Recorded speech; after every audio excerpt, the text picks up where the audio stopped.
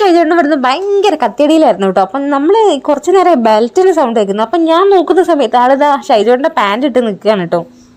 അപ്പം ഞാൻ ചോദിച്ചു എന്താ മോനെ പരിപാടി എന്ന് വെച്ചപ്പോൾ എന്നോട് പറഞ്ഞു അമ്മ പാൻറ് നമ്മളെ ജഗത്തി സിനിമയിൽ പറഞ്ഞ പോലെ അമ്മ പാൻറ് പപ്പാൻ്റെ പാൻറ് എന്ന് പറഞ്ഞ് നടക്കുകയായിരുന്നു കേട്ടോ. അങ്ങനെ അതിട്ടിട്ട് കുറച്ച് നേരം അങ്ങോട്ടും ഇങ്ങോട്ടും നടന്ന് കളിക്കുന്ന പരിപാടിയായിരുന്നു. അപ്പം ഞാൻ അതൊക്കെ കഴിഞ്ഞതിന് ശേഷം ചായ കാച്ചാൻ വേണ്ടിയിട്ട് പോയി. അങ്ങനെ ഇതാ ചായയൊക്കെ ഉണ്ടാക്കി സെറ്റാക്കി വെച്ചിട്ടുണ്ട്. അപ്പോൾ ചായക്ക് ഇന്ന് എന്ത് കഴിക്കുമെന്ന് വിചാരിച്ചപ്പോൾ ഞാൻ ഉച്ചയ്ക്ക് ഉണ്ടാക്കിയത് ബിരിയാണി ആയിരുന്നു. അപ്പം നമ്മൾ ബിരിയാണി ഉണ്ടാക്കുന്ന സമയങ്ങളിൽ എന്ന് പറഞ്ഞു കഴിഞ്ഞാൽ വൈകുന്നേരം അത് തന്നെയാണ് കഴിക്കാറുള്ളത്.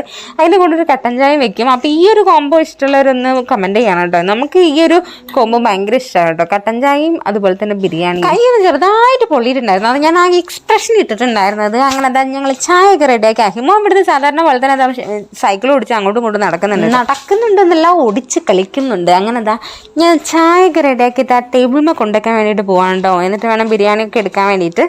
അങ്ങനെ അതാ ഇന്നൊരു ഫിലിം വെച്ചിട്ടുണ്ട്. അപ്പോൾ ഫിലിം കണ്ടുകൊണ്ട് കഴിക്കാമെന്ന് വിചാരിച്ചു. ഷൈജോട്ട് എന്തോ ഫോണിലാണ്. അങ്ങനെ അതാ ചായയൊക്കെ ടേബിളിൽ കൊണ്ടുവച്ചപ്പോൾ ഞാൻ പറഞ്ഞു ഒന്നെടുത്ത് കൊണ്ടുവെക്കടാന്ന് പറഞ്ഞപ്പോൾ പ്ലേറ്റ് ഒന്ന് എടുത്ത് കൊണ്ടുവെക്കുമെന്ന് പറഞ്ഞപ്പോൾ ആൾ കേട്ടില്ല കേട്ടോ. ആളിങ്ങനെ സൈക്കിൾ ഓടിച്ച് അങ്ങോട്ടും ഇങ്ങോട്ടും നടക്കുകയാണ്.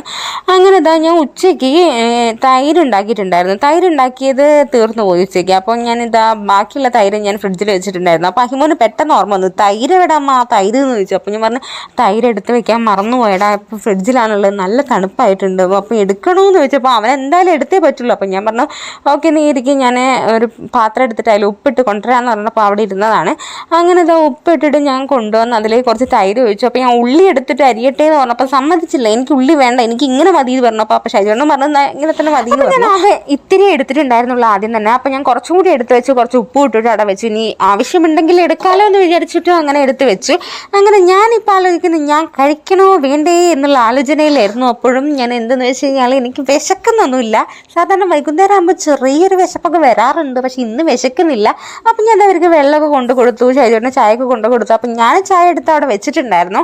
അപ്പം ഞാൻ ആ ചായ ഒരു സിപ്പ് കുടിച്ചിട്ട് ആലോചിച്ചു കഴിക്കണോ ഇന്ന്. ഞാൻ ആലോചിച്ചു കുറച്ച് കഴിച്ചേക്കാൻ ഞാൻ ഒരു പ്ലേറ്റ് എടുത്തുകൊണ്ടൊന്ന് കുറച്ച് ബിരിയാണി ഇട്ട് അങ്ങനെ കഴിച്ചു. അപ്പോൾ ടി വിയിൽ ഏതോ ഒരു ഫിലിം വെച്ചിട്ടുണ്ടായിരുന്നു. അപ്പോൾ അതും കണ്ട് അങ്ങനെ കഴിച്ചു. അപ്പോൾ ഷൈജോട്ടൻ നാളെ വയനാട് പോകുന്ന കുറച്ച് കാര്യങ്ങൾ പറയുന്നുണ്ടായിരുന്നു. അപ്പോൾ പിന്നെ അതൊക്കെ കേട്ട് നമ്മളിങ്ങനെ ടി വിയും കണ്ട് അങ്ങനെ ഇരുന്നു. പക്ഷേ കുഴപ്പമില്ലാത്തൊരു മൂവി ആയിരുന്നു. അപ്പോൾ എനിക്കത് മൂവി ഫിനിഷ് ചെയ്യാൻ പറ്റിയില്ല കേട്ടോ. അപ്പോൾ പിന്നെ എനിക്കത് ഇത് കണ്ടില്ലല്ലോ എന്ന് വിചാരിച്ച് എനിക്കൊരു സങ്കടമായിപ്പോയി. എനിക്കെങ്ങനെയാണ് എന്തെങ്കിലും ഒരു ഫിലിം സ്റ്റാർട്ട് ചെയ്ത് കുറച്ച് വരെ കണ്ടിട്ടുണ്ടെങ്കിൽ പിന്നെ അത് ഫുള്ള് ഫിനിഷ് ചെയ്തിട്ടില്ലെങ്കിൽ എനിക്ക് എന്തോ ഒരു മിസ്സിങ് ആണ്. പക്ഷെ എനിക്ക് പിന്നെ അത് കാണാനും പറ്റിയില്ല. അങ്ങനെ സ്ഥിരമുള്ളതുപോലെ തന്നെ അഹിമ കുറച്ച് കഴിച്ച് അവിടെ തന്നെ വെച്ചു. എന്നിട്ട് ബാക്കി ഞാൻ തന്നെ എപ്പോഴും ഉള്ളതാണ്, ഞാൻ വാരി കൊടുത്ത് മാത്രമേ അത് ഫിനിഷ് ചെയ്യുള്ളൂ. അല്ലെങ്കിൽ അങ്ങനെ ഉരുട്ടി കളിക്കാം. അപ്പോൾ അത്രയേ ഉള്ളൂ. Okay bye.